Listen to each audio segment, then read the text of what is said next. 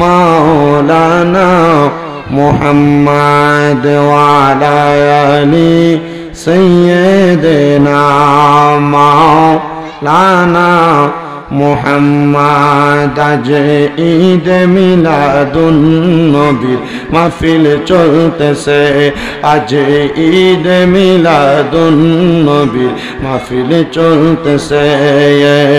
আনন্দে উল্লাসে সারা, আনন্দে উল্লাসে সারা জগৎ ভরেছে, আজ ঈদ মিলাদুন নবীর মাহফিল চলতেছে, আজ ঈদ মিলাদুন নবীর মাহফিল।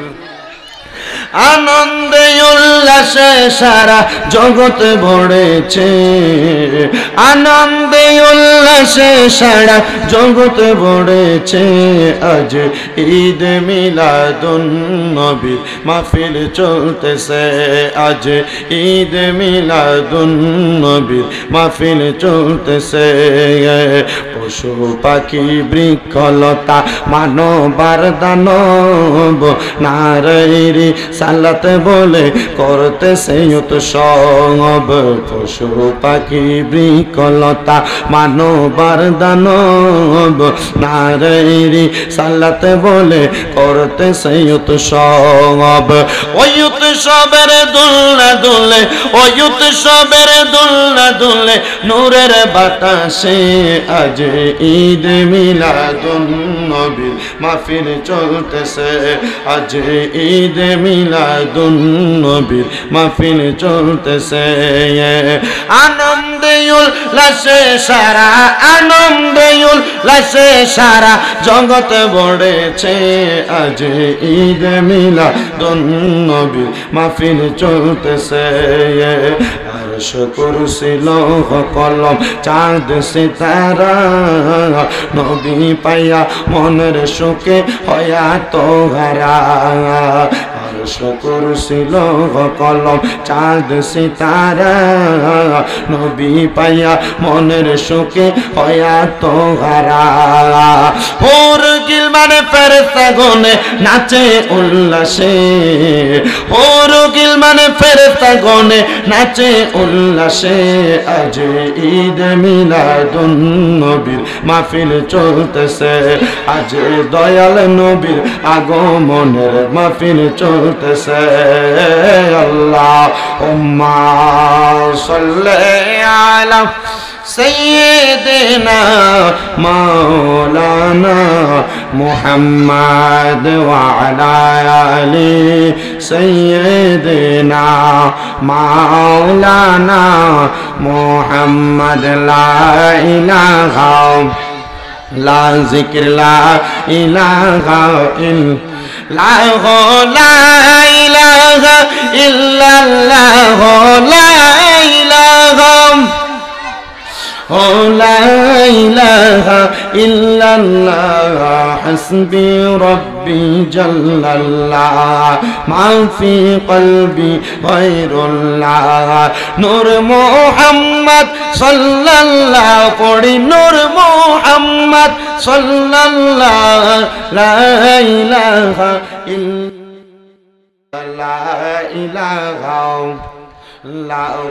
لا إله না বন্ধু নামাজ রোজা ছাইরো না, মা বাবার খেদমত ছাইরো না, আমার নবীর দরুদ ভুইলো না, আমার নবীর দরুদ ভুইলো না, নবীও তোমায় বলবে না।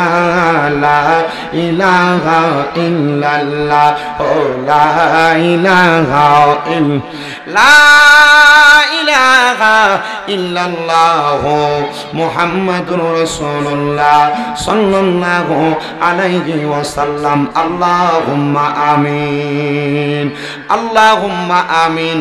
আলহামদুলিল্লাহি রাব্বিল আলামিন।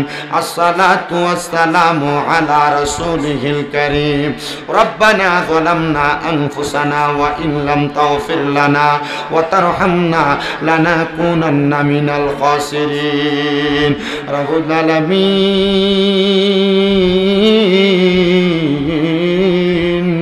ও দয়াল আল্লাহ একটু রহমতের নজর করে তাকে দেখেন গো আল্লাহ। এই কুমিল্লা শহরের প্রাণকেন্দ্র কাটাবিল হযরতে মুহাম্মদ আলী তেগি বকশী রহমতুল্লাহ আলাইহি মাজার শরীফ গলি প্রাঙ্গণে মহান পাকে পাঞ্জাতন আলাইহিমুস সালাম এর স্মরণে মহাপবিত্র ঈদে মিলাদুন নবী সাল্লাল্লাহু আলাইহি ওয়াসাল্লাম উপলক্ষে বাৎসরিক ওয়াজ ও দোয়ার মাহফিল সাজায়া আজকে এই কাটাবিল এলাকার মধ্যে আমার সঙ্গে কতগুলা দাড়ি পাকা মুরব্বী বাবারা, যুবক নওজোয়ান ভাইয়েরা, ছোট্ট ছোট্ট মাসুম বাচ্চারা, পর্দার অন্তরালের মা বোনেরা, আপনি আল্লাহর শাকিন শাকি পাক দরবারে গুনাহগার কাঙ্গালের বেশে দুইটা হাত বাড়াইছে। আল্লাহ যার হাত তোমার দরবারে মায়া লাগে, পছন্দ হয়, ওই হাতের উসিলায় আমাদের প্রত্যেকের জীবনের গুনাহ মাফ কইরা বেগুনাহ মাসুম বান্দা বানায়া দাও মাবুদ। ও দয়াল আল্লাহ, জানি না আজকের মুনাজাতের মধ্যে কে জানি হাত বাড়াইছে, কার জন্য জানি আজকের মুনাজাত জীবনের শেষ মুনাজাত করে হাত বাড়াইছে। ওই আমার আল্লাহ, আমরার মুনাজাত তুমি কবুল করছনি। রে আমার এই কাটাবিল হযরতপাড়া মুরাদপুর এবং আশেপাশে এলাকার মা বোনেরা গো, মারা গো, মাইকের আওয়াজ তোমাদের কানে যায়নি গো মা, মুনাজাত হইতেছে গো মা, আমার আল্লাহর দরবারে আমিন আমিন করে দুইটা হাত বাড়াইয়া দাও। আমাদের বিশ্বাস আছে গো মা, আমার আল্লাহ একটা হাত খালি ফিরাইয়া দিবে না। মারা গো, তোমরা তো এই এলাকার নাইউরি না গো মা, একদিন আসছিলা লাল রঙের বেনারসি শাড়ি পইরা, আর একদিন চলে যাইবা সাদা মার্কিন কাপড় পরিয়া। মারা গো, দুনিয়ার কাজকর্ম বন্ধ করে দিয়া তাড়াতাড়ি তোমার ঘরের একটা কন্যারের মধ্যে নামাজের মুসল্লাটা বিছায়া আল্লাহর দরবারে আমিন আমিন করে দুইটা হাত বাড়াইয়া দেও গো মা। আমাদের বিশ্বাস আছে গো মা, আমার আল্লাহ একটা হাতও খালি ফিরাইয়া দিবে না। এর কাটাবিল এবং আশেপাশে এলাকার ভাই বাবারা, কিরে ভাই, মাইকের আওয়াজ তোমাদের কানে যায়নি রে ভাই, মুনাজাত হইতেছে রে ভাই। তোমরার মতো কত ভাই বাবারা জানি এই হাবির পুকুর পাড়ের গোরস্থানে মুর্দা লাশ শুয়া শুয়া রইছে, আজকার মুনাজাত তারার নসিবে হইছে না। ভাইরা রে,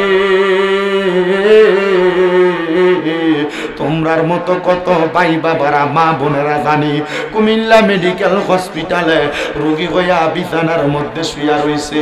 আমার আল্লাহ দয়া কইরা মায়া কইরা আজকের জান্নাতের বাগানে আমরা বান্দাদেরকে বসাইছে। বাইরে অল্প কিছুক্ষণ সময়ের জন্য জান্নাতের বাগানে বইসা আমার আল্লাহর মুনাজাতে আমিন আমিন কইয়া ডাক দাও। আমরার বিশ্বাস আছে রে, আমার আল্লাহ একটা হাতও খালি ফিরাইয়া দিবে না। আল্লাহ আজকের মুনাজাতের মধ্যে কারা জানি হাত বাড়াইছে, কোন সন্তানের জানি জগতের মধ্যে বাবা নাই। হায়রে বাবা, যেই বাবারে বাবা কইয়া ডাকলে কলিজা ঠান্ডা হইয়া যায়, যেই বাবা রিক্সা চালাইয়া মাটি কাইটা মাথার গাম পায়ে ফালাইয়া পরের বাড়িতে বদলার কাজ কইরা সন্তানরে মানুষের মতো মানুষ করার জন্য আব্বা নিজের রক্তরে পানি বানাইছে গো আল্লাহ। এমন আব্বা যাদের অন্ধকার কবরের বাসিন্দা, এমন আব্বার কবরে তুমি আর আযাব দিও না। দয়াল রে,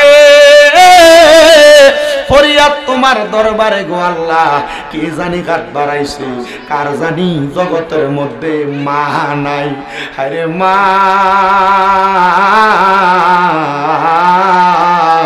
যেই মারে মা কইয়া ডাক দিয়া চেহারার দিকে তাকাইলে আমার আল্লাহ আমল নামার মধ্যে একটা কবুল হজের সওয়াব দান কইরা দেয়।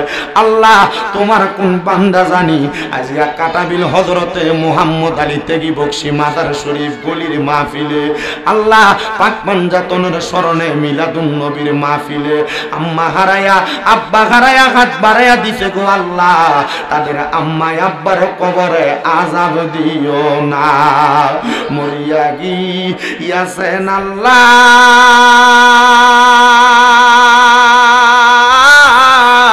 ওই আল্লাহ যারার মা বাপ মাফ করিয়া দেন না গো আল্লাহ কবরের আযাব।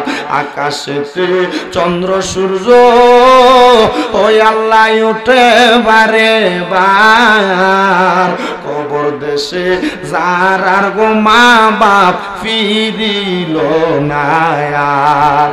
আম্মা আব্বা আছে যারার কবরে আল্লাহ, আম্মা আব্বা আছে যারার কবরে রাখিয়েন গো নূর নবীর খেদমতে।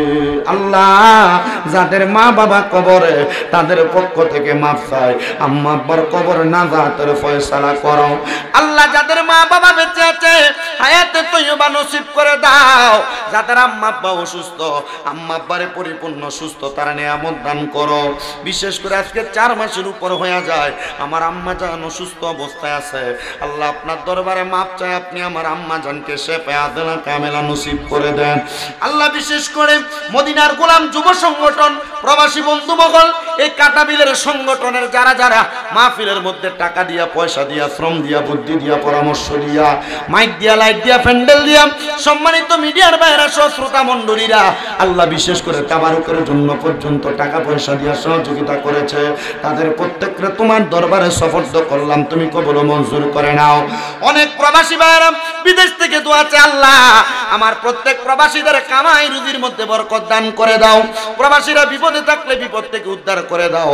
প্রবাসীদের ঈমানে আমনে জিন্দেগি নসিব করে দাও। অনেক প্রবাসীদের আকামা নাই, আকামার ব্যবস্থা করে দাও রাব্বুল আলামিন। পর্দার অন্তরালে আমার অনেক বলা শোনা মা বোনেরা হাত বাড়াইছে, আমার মা বোনদের দোয়াগুলো তোমার দরবারে কবুল মঞ্জুর করে নাও। ও আল্লাহ ফরিয়াদ তোমার দরবারে সমস্ত পৃথিবীর মাজলুম মুসলমান বিশেষ করে ফিলিস্তিনের মুসলমানদেরকে তুমি হেফাজত করো, জালেমের জুলুম থেকে তাদেরকে হেফাজত করো। আল্লাহ মরণ দিবা দুঃখ নয়, তবে বেঈমান বানিয়ে মরণ দিও না। মরণের আগে বারবার মক্কা মদিনা তাওয়াফ জিয়ারত নসিব করায়া আমাদের প্রত্যেকের পীর মুর্শিদের জবানের সঙ্গে জবান মিলায়া পড়ায় দিয়েন লা ইলাহা ইল্লাল্লাহু মুহাম্মাদুর রাসূলুল্লাহ সাল্লাল্লাহু আলাইহি ওয়াসাল্লাম। একটা জবান বন্ধ রাখবেন না, জবানটা ছেড়ে দিয়ে উচ্চ কণ্ঠে জোরে জোরে পড়েন আলহামদুলিল্লাহ।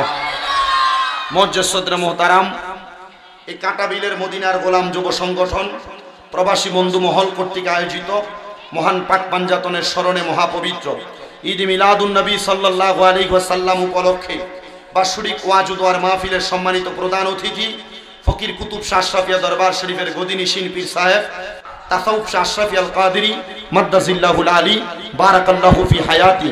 আল্লাহ হুজুরের হায়াতে বরকত দান করুন, সবাই পড়ে আমিন। মাহফিলের সম্মানিত প্রধান বক্তা ইসলামী আলিয়া কামিল মাদ্রাসার সম্মানিত আরবি প্রভাষক, বাতিলের আতঙ্ক সুন্নিয়তের অতন্দ্র প্রহরী মুফতি হাফেজ মাওলানা আমিনুল ইসলাম আকবরী আল কাদেরী সাহেব।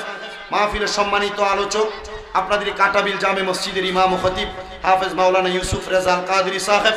বিশেষ করে সামা কাওয়ালি পরিবেশন করবেন শুধু ঢাকা থেকে আগত জাহাঙ্গীর কাওয়াল সাহেব। মাহফিলের সম্মানিত সভাপতি মোহাম্মদ আশিকুর রহমান আশরাফি সাহেব। মাহফিলের সম্মানিত সার্বিক সহযোগী মোহাম্মদ ফয়সাল আশরাফি সাহেব সহ আমার সামনে বসে থাকা সকল মুরব্বী বাবারা, যুবক নওজোয়ান ভাইয়েরা, ছোট ছোট মাসুম বাচ্চা, পর্দানশীল মা বোনেরা, সবাই আল্লাহ তাআলার শুকরিয়া আদায় করে মুহাব্বতের আওয়াজে এক বাক্যে জোরে সরি পড়ি আলহামদুলিল্লাহ। আপনারা বলেন আজকের জান্নাতের বাগানে আসতে পেরে বসতে পেরে আমরা সবাই খুশি না বেজার? মুহাব্বতের আওয়াজে বলেন খুশি না বেজার? আমি বিশেষ করে কাটাবিল এলাকার যে মহিলারা রাস্তার মধ্যে আছেন, মাহফিলের সামনে যারা দাঁড়িয়ে আছেন, আপনারা তাড়াতাড়ি বাড়িতে চলে যান। কারণ এ মাহফিল করার উদ্দেশ্য হলো আল্লাহ তাআলা আমাদেরকে এ মাহফিলের উদ্দেশ্যে মাহফিলের কারণে নাজাত দান করবেন। বলেন কি দান করবেন? নাজাত দান করবেন, প্লাস হেদায়েত দান করবেন। তো যদি মহিলারা ব্যাপারটা ঘুরে মাহফিলের সামনে এসে দাঁড়ায় থাকে, এটা কি হেদায়েত হবে? কথা কই না, হেদায়েত হবে? এজন্য আমি সব মা বোনদেরকে বলবো, এই মাহফিলের চাইতে আপনাদের জরুরি পর্দা করা। আপনারা অতি দ্রুত পর্দার আড়ালে চলে যাবেন। মাহফিলের বয়ান এখন থেকে ধারাবাহিকভাবে চলবে। আপনারা বলেন, আজকে মিলাদুন নবীর মাহফিল হচ্ছে, আমরা সবাই কি খুশি না বেজার?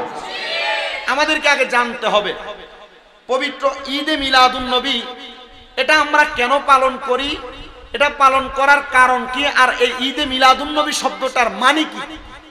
কারণ এখন সোশ্যাল মিডিয়ার মাধ্যমে, ইন্টারনেটের যে যুগ আসছে, ফেসবুক, ইউটিউব সহ বিভিন্ন মিডিয়ার মাধ্যমে বহু মৌলবী সাহেবরা ঈদে মিলাদুন নবীকে বেদাত বলে, ঈদে মিলাদুন নবীকে বেদাত বলে, নাজায়েজ বলে, এবং এটাকে কোরআন সুন্নাহর বহির্ভূত একটি কাজ মনে করে।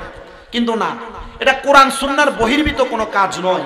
কাঁটাবিল এলাকার মদিনার গোলাম যুব সংগঠনের ভাইয়েরা, প্রবাসী বন্ধু মহল, এই সংগঠনের ভাইয়েরা যে জান্নাতের বাগান মাহফিল সাজিয়েছেন, তাদের কপাল বড় ভাগ্য, বড়ই খুশনসিব। এই জান্নাতের বাগান মাহফিল করে তারা নবীজির শাফাতের অধিকারী হয়েছে।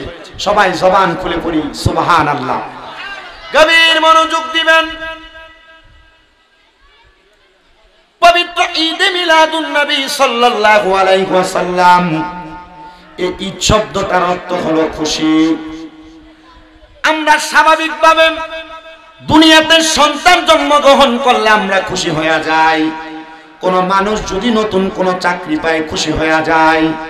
আর আমার আল্লাহ তাআলা আসমান জমিন চন্দ্র সূর্য গ্রহ নক্ষত্র যা কিছু বানাইলেন, আল্লাহ তাআলা এই সকল কিছু যেই নবীর ওসিলাতে বানাইলেন, ওই নবীর আগমনে আমরা সবাই খুশি।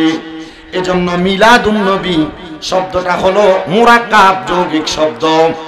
এই মিলাদুন নবী শব্দের অর্থ হলো নবীর জন্ম, আর ঈদ শব্দের অর্থ হলো খুশি। ঈদে মিলাদুন নবী মানে হলো নবীর জন্মের খুশি।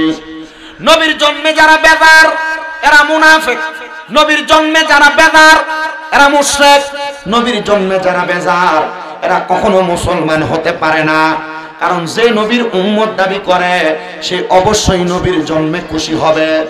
কোন সন্তান জন্ম নেওয়ার পর ওই সন্তান যদি তার বাপকে অস্বীকার করে, তাহলে সন্তানের পরিচয় হয় হারামজাদা। আর আল্লাহর নবীর উম্মত আমরা দাবি করি, কিন্তু ওই নবীর মিলাদ মানে মিলাদুন নবী আমরা মানি না, তাহলে আমাদের পরিচয় কিন্তু উম্মত যেই নবীর ওই নবীর হবে না। এজন্য আমাদের সবাইকে মনে রাখতে হবে, নবীর মিলাদুন নবীর মাধ্যমে আল্লাহ তাআলা আমাদেরকে দুনিয়ার জমিনের মধ্যে বড় মর্যাদাবান, বড় রহমত আমাদেরকে আল্লাহ তাআলা দান করেছেন। আল্লাহ কোরআনে বলেন, বিসমিল্লাহির রহমানির রহিম, ওয়া মা আরসালনাকা ইল্লা রাহমাতাল লিল আলামিন। জবান খুলে জোরে জোরে পড়েন আল্লাহু আকবার। আল্লাহ বলে, বান্দা আমি আল্লাহ তোমাদের কাছে পাঠাই নাই, আরসাল করি নাই, তবে হ্যাঁ ইল্লা রাহমাতাল লিল আলামিন, আমি আল্লাহ তোমাদের কাছে আমার হাবিবে কিবরিয়া নবীকে রাহমাতাল লিল আলামিন বলে পাঠাইলাম। ও আল্লাহ রাহমাতাল লিল আলামিন বলে পাঠাইলেন, কিন্তু আমরা যে মিলাদুন নবীর জুলুস করি, মিলাদুন নবীর মাহফিল করি, আমাদেরকে মানুষ ভণ্ড বলে, বেদাতি বলে। আল্লাহ কারণটা কি বলবেন নাকি? আল্লাহ জানে এতে বান্দা, যদিও দুনিয়ার মানুষ তোমারে মন্দ বলবে, দুনিয়ার মানুষ তোমারে খারাপ বলবে, আমি আল্লাহ কোরআনুল কারীমের মধ্যে ঘোষণা করে দিলাম, কুল বিফাদলিল্লাহি ওয়া বিরহমাতিহি ফাবিযালিকা ফালইফরাহু হুয়া খায়রুম মিম্মা ইয়াজমাউন। আল্লাহ বলে, বান্দা আমি আমার বন্ধুর মাধ্যমে জানিয়ে দিচ্ছি, ও বন্ধু আপনি তাদেরকে বলে দেন, তারা যখন আমি আল্লাহর পক্ষ থেকে ফজল পায়, আমি আল্লাহর পক্ষ থেকে রহমত পায়, তারা যেন খুশি উদযাপন করে। এই খুশি উদযাপন কোনো সাধারণ খুশি নয়, এই খুশি উদযাপন হলো তারা যা আমল নামা জমা করে রাখে তার চাইতে আরো বড় উত্তম। আমার মুসলমান ইমানদাররা কেমন উত্তম খুশি আপনারা উদযাপন করবেন। আল্লাহ কোরআনুল কারীমে আবার বলেন, কদ জাআকুম মিনাল্লাহি নূরুন ওয়া কিতাবুম মুবিন। আল্লাহ বলে নিশ্চয়ই এইমাত্র তোমাদের নিকট আসিয়াছে আমি আল্লাহর পক্ষ থেকে একটা নূর। ও আল্লাহ, ওই নূরটা কি? তাফসিরে জালালাইন শরীফের মধ্যে আল্লামা জালালউদ্দিন সুয়ুতী রহমাতুল্লাহ আলাইহি, আল্লামা জালালউদ্দিন মুহল্লি রহমাতুল্লাহ আলাইহি বলে, ইয়ানে নূরুম বামানা মুহাম্মাদুর রাসূলুল্লাহ সাল্লাল্লাহু আলাইহি ওয়াসাল্লাম। জোরে সরে বলেন সুবহানাল্লাহ। ওরে আমার নবী নূরের নবী, আরে দেখলাম না তার প্রেমের ছবি। আমার নবী নূরের নবী, আরে দেখলাম না তার নূরের ছবি। দেখলে ছবি পাগল হবি, দেখলে ছবি পাগল হবি। থাকতে ঘরে পারবি না, মদিনা বানাইল দিওয়ানা। বলেন মদিনা বানাইল দিওয়ানা। আমার মন হইয়াছে দিওয়ানা, প্রাণ হইয়াছে দিওয়ানা। মদিনা বানাইল দিওয়ানা। ওরে বারে রবিউল আউয়াল আসলেন নবী সর, আরে তাই তো আমরা গাইব নবীর শান। সুন্নি মুসলমান গাইব আমরা কামলিওয়ালার শান। বলেন গাইব আমরা জিন্দা নবীর শান। সুন্নি মুসলমান গাইব আমরা কামলিওয়ালার শান। আরে নূর নবীজির তিনটি সূরত, শোনো হে নবীজির উম্মত, প্রমাণ করে হাদিস আর কোরআন। ওরে এক যে শুরুতে হাকিকি, দুই নম্বরে মালায়েকি, তিন নম্বরে মানবের রূপ ধারণ। নবীর আসে কাহানে গাইব আমরা কামলিওয়ালার শান। বলেন গাইব আমরা মদিনাওয়ালার শান। সুন্নি মুসলমান গাইব আমরা মুসলমান ইমানদার। আল্লাহ বলে এইমাত্র আমার পক্ষ থেকে তোমাদের কাছে আসিয়াছে নূর। ও আল্লাহ, আপনার পক্ষ থেকে কেমন নূর আগমন করলো? এবার আমার আল্লাহ তাআলা জানায়া দেয়, বান্দা কেমন নূর যদি তোমরা শুনতে চাও তাহলে নবীর আম্মা জান হযরতে আমেনার কাছে প্রশ্ন করো। মা আমেনা বলে, যখন আমার গর্ভ থেকে, আমার রহিম থেকে রাহমাতুল লিল আলামিন সিরাজুম মুনির নবী মুহাম্মদ মুস্তাফা আহমদ মুস্তাফা সাল্লাল্লাহু আলাইহি ওয়াসাল্লাম নবী আমার আগমন করে, আমি আমেনা তাকায়া দেখলাম গো, আমি আমেনার ঘর থাইকা সুদূর শাম দেশের বড় বড় রাজপ্রাসাদগুলা দেখা যায়। ও মা আমেনা, আপনার চোখের মধ্যে কি এত পাওয়ার? আপনার চোখের মধ্যে কি এত পাওয়ার, এত জ্যোতি? মা আমেনা বলে, এটা আমার পাওয়ার না, আমার আল্লাহ তাআলা নবী মুহাম্মদুর রাসূলুল্লাহর চেহারা মোবারকের নূরের তাজাল্লিতে আমি আমেনার চোখ দিয়া শাম দেশের রাজপ্রাসাদগুলা দেখাইছে। জোরে সোরে পড়ি সুবহানাল্লাহ। এই পাইলাম আমার নবীর নূরের দুইটা প্রমাণ। এক নাম্বার আল্লাহ কোরআনে বলে, দুই নাম্বার নবীর নিজের মা বলে। এবার আমার নবীর কলিজার টুকরা স্ত্রী হযরতে আবু বকর সিদ্দিকের কলিজার টুকরা কন্যা আম্মা জান আয়েশা সিদ্দিকা রাদিয়াল্লাহু তাআলা আনহা বলে, জগতের মানুষ, আমি আয়েশা সিদ্দিকা আমার ঘরের মধ্যে একদিন সন্ধ্যা ওয়াক্ত হয়ে গেছে, আমি আমার ঘরের মধ্যে সুই দ্বারা কাপড় সেলাই করতেছি। এমন টাইমে গো আমার নবীজি রাহমাতুল লিল আলামিন নবীজি আমার হুজরাতে আগমন করার আগে আমি আয়েশা সিদ্দিকার হাতের সুইটা মাটির মধ্যে পড়ে গেছে। অন্ধকার থাকার কারণে আমি আমার সুইটা খুঁজে পাইতেছিলাম না। এমন টাইমে আকা নামদার তাজদারে মদিনা হুজুর পর নূর মুহাম্মদুর রাসূলুল্লাহ সাল্লাল্লাহু আলাইহি ওয়াসাল্লাম নবী আমার হুজরাতে আমার ঘরে আগমন করলো। আমি তাকে দেখলাম নবীজি যখন আমার ঘরে প্রবেশ কইরা নবীজির জবান মুবারকে আমি আয়েশাকে সালাম প্রদান করলেন। আমি আয়েশা নবীজির দাঁত মুবারকের নূরের আলোতে ওই হারানো সুইটা খুঁজে পেয়েছি। চিন্তা করে দেখেন, নবীজির দাঁত মুবারকের নূরের আলোতে মা আয়েশা সিদ্দিকা হারানো সুই খুঁজে পায়, কিন্তু বাতিল ফেরকারা আমার নবীরে নূর মানতে তাদের বড় কষ্ট হয়। বলে হুজুর কেমনে নূর মানবো না, আমার আল্লাহ তাআলাই তো নবীরে নূর বলেছে, কিন্তু বান্দারা নবীরে নূর মানতে বড় কষ্ট হয়। যুব সমাজ বড় সতর্ক থাকতে হবে। আমাদেরকে বাতিল ফেরকারা পাকড়াও করতেছে, বলতেছে আল্লাহ তো কোরআনে বলেছেন কুল ইন্নামা আনা বাশারুম মিসলুকুম ইউহা ইলাইয়া। আল্লাহ তো বলেছেন নবী আপনি তাদেরকে বলে দেন আপনি তাদের মতোই একজন মানুষ। তাহলে আপনাকে কেন দুনিয়ার মানুষ নূর বলতেছে? মনে রাখতে হবে কুরআনুল কারীমের প্রত্যেকটা আয়াত কোনো না কোনো কারণে নাযিল হয়েছে। কোরআনের প্রত্যেকটা আয়াত কোনো না কোনো কারণে নাযিল হয়েছে। কোরআনের প্রত্যেকটা আয়াত কোনো না কোনো কারণে নাযিল হয়েছে। ইয়া রাসূলুল্লাহ, তাহলে আপনাকে যে আমার আল্লাহ তাআলা আমাদের মতো সাধারণ মানুষ বলল এই আয়াত কেন নাযিল হয়েছে?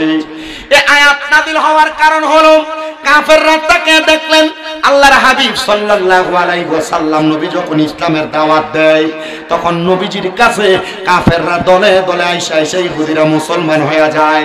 আর আবু জাহেলের মাথা বড় খারাপ হয়ে গেছে, দেখছনি মুহাম্মদ কেমন ইসলামের দাওয়াত দেয়, ওনার ইসলামের দাওয়াত পায়া আমাদের ইহুদি ধর্ম ত্যাগ করে মানুষ মুসলমান হয়ে যায়। বড় সুন্দর কথা, এরে মুহাম্মদকে মানুষের কাছে কালার করা লাগবে। দেখবেন আমাদের সমাজে কোনো মানুষ যদি কোনো ভালো ভালো কাজ করে, সমাজে এমন অনেক ফুঙ্গা সেঙ্গা আছে তারা ভালো কাজ করেন না মানুষকে ফ্যাশন দিয়া টান দিয়া ধরে রাখে। আপনারা বলেন এমন শয়তান মার্কা মানুষ সমাজের মধ্যে আছে না নাই? আল্লাহ কোরআনে তাদেরকে বলে উতুল্লিম বাদা যালিকা জালিম। আল্লাহ তাদেরকে কয় তারা হলো জালিম, তারা বদমাশ, তারা খারাপ মানুষ। আল্লাহ তাদের পরিচয় আপনি কেন দিলেন? বলে তারা সমাজের ভালো কাজগুলো দেখতে পারবে না, সমাজে উন্নয়নমূলক কোনো কাজ দেখতে পারবে না, তারা সমাজে কোরআন সুন্নাহর দাওয়াত তারা দেখতে পারবে না। এটার কারণ আর অন্য কোনো কিছু না। যদি সমাজের মানুষ কোরআন সুন্নাহ মোতাবেক চলাফেরা করে, তারা সুদের ব্যবসা করতে পারবে না, ঘুষের ব্যবসা করতে পারবে না, তারা হারাম কোনো কর্মকাণ্ড পরিচালনা করতে পারবে না, নেশাগ্রস্ত বিক্রি করতে পারবে না। এই জন্য আপনারা বলে সমাজকে সুন্দর এবং পরিধেয় করার জন্য আমাদের সবাইকে কোরআন সুন্নাহ মোতাবেক সমাজ পরিচালনা করার দরকার আছে না নাই? এই বাজে লোকগুলা সমাজ নষ্ট করে দেয়। এই জন্য আমি আপনাদের সবাইকে বলবো হারামখোর যারা, সুদখোর যারা, ঘুষখোর যারা, পরের হক মেরে মেরে খায় যারা, নেশাদ্রব্য বিক্রি করে যারা খায় যারা, আপনারা তাদের থেকে বেঁচে থাকার চেষ্টা করবেন। মনে রাখবেন এদের সঙ্গে কোনো বন্ধুত্ব করবেন না। আপনি মনে রাখবেন যার সাথে আপনার দুনিয়াতে বন্ধুত্ব থাকবে আল্লাহ তাআলা হাসরের ময়দানে আপনাকে তার সঙ্গে দাঁড় করিয়ে দিবে। এই জন্য যারা যুবক ভাই আছেন, মুরব্বী বাবা আছেন, পর্দার অন্তরালের মা বোনেরা আছেন, আপনারা সব সময় বন্ধুত্ব করবেন এমন একজন ব্যক্তিত্বের সাথে যার সাথে বন্ধুত্ব করলে আপনার কবর সুন্দর হবে, হাসর সুন্দর হবে, মিজান ফুলসেরাত সুন্দর হবে। এবার আপনারা বলেন আমরা আমাদের জীবন কবর হাসর মিজান সুন্দর করার জন্য ভালো ভালো মানুষের সাথে চলার দরকার আছে না নাই? আপনারা আস্তে কথা বলতেছেন, বলেন না দরকার আছে না নাই? সমাজের মধ্যে এমন কীট পতঙ্গগুলা সমাজ নষ্ট করতেছে, মনে হয় কাঁটাবিল এলাকায় নাই। কথা কয় না কেন? কাঁটাবিল এলাকায় আছে না নাই? এমন প্রত্যেক এলাকার মধ্যে কীট পতঙ্গের দ্বারা সমাজ নষ্ট হয়ে যাচ্ছে। আমাদের সবাইকে সতর্ক থাকা লাগবে। তো নবী যখন ইসলামের দাওয়াত দেয়, নবীর পেছনে শত্রু যিনি লাগছে, নবীজির আপন চাচা যার নাম আবু জাহেল, ওই আবু জাহেলের নাম আবু জাহেল ছিল না, আবু জাহেলের নাম ছিল আবুল হেকাম। আবুল হেকাম মানে হলো শিক্ষিত জ্ঞানী ব্যক্তি, কিন্তু আমার আল্লাহ তাআলা ওই আবু জাহেলের নাম আবুল হেকাম থেকে আবু জাহেল বানাইছে মূর্খের পিতা। কারণটা কি? কারণ আবু জাহেল আমার নবীরে চিনে নাই, কিন্তু কাফের মুশরিক বেঈমানরা আমার নবীকে দেখে দেখে ঈমান আনছে। জোরে বলেন সুবহানাল্লাহ। ওই আবু জাহেল বলেন মুহাম্মদকে একটু বেইজ্জতি করা লাগবে, চলে গেছে মক্কা নগরীর সবচাইতে বড় জাদুগির যার নাম মালিক বিন হাবিব।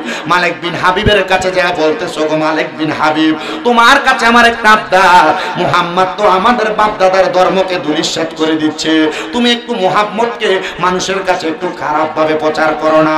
মালিক বিন হাবিব কয় এ আবু জাহেল তুমি যে আমাকে বলতেছো মুহাম্মদকে মানুষের কাছে খারাপ ভাবে উপস্থাপন করার জন্য, আমার একটা শর্ত আছে। বলে কেমন সত্য? আমার ঘরে একটা মেয়ে আছে যে অন্ধ, চোখে দেখে না। এ আবু জাহেল, আমি যদি মুহাম্মদকে মানুষের কাছে কালার করে দিতে পারি, তাহলে তুমি বলো আমার এই কন্যাটার চোখটা চিকিৎসা করে তুমি ভালো করে দিতে পারবা কিনা? আবু জাহেল কয় শুধু এইটা না, তোমার যদি 10টা কন্যা থাকতো, আমি এই কাজের বিনিময়ে তোমার কন্যাদেরকে ভালো করার চিকিৎসার খরচ দিতাম। হাবিব বিন মালিক রাজি হয়ে গেছে। মক্কার বড় জাদুগীর হাবিব বিন মালিক ডাক দিয়ে কয় জগতের মানুষ, আমি আবার আমার হাতের মুঠের মধ্যে অনেকগুলা পাথর নিলাম। পাথর নিয়ে আল্লাহর হাবিব মুহাম্মদুর রাসূলুল্লাহর কাছে যে প্রশ্ন করলাম, ইয়া মুহাম্মাদা, আপনি বলেন তো আমার হাতের মধ্যে কি? আপনি যদি সত্য নবী হন, আপনি যদি হক নবী হন, আপনি যদি আল্লাহ তাআলার প্রতিনিধি হন, তাহলে আপনি বলতে পারবেন আমার হাতের মধ্যে কি? আমার নবী ডাক দিয়া কয়, হাবিব বিন মালিক গো, আমি বলবো নাকি তোমার হাতে যেইটা আছে সেইটা বলবে? হাবিব বিন মালিক বলে, এটা কেমন কথা বলেন? আমার হাতে কি আছে আপনি কিভাবে জানেন?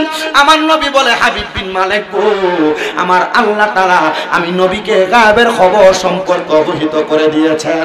যত কিছু গোপন আছে আমার আল্লাহ তাআলা আমি নবীর মাধ্যমে প্রচার করেছেন। বলেন সুবহানাল্লাহ।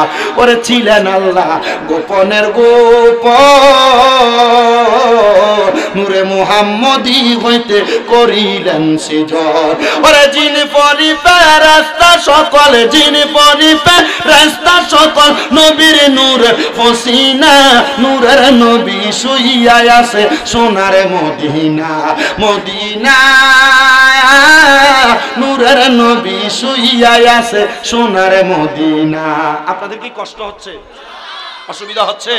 দেখো মুহাব্বতে নবীর শান গান না, হয়তো আল্লাহ তাআলা আমাদের সব গুনাহ আজকের মাহফিলের উসিলা মাফ করে দিবে। একটু মুহাব্বতে বলেন, ওরে যার উসিলায় পয়দা হইলি, যার উসিলায় তারে কেন চিনলি না, নূরের নবী শুইয়া আছে সোনার মদিনা, মদিনা